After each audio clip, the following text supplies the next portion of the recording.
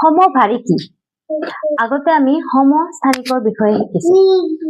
ঠিক তেনেদৰে আমি সমভাৰীও বিবেচনা কৰিব পাৰো।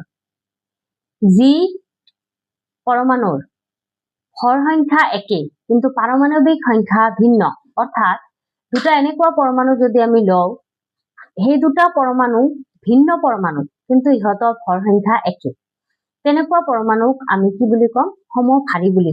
সমভাৰীৰ উদাহৰণ কি হ'ব পাৰে?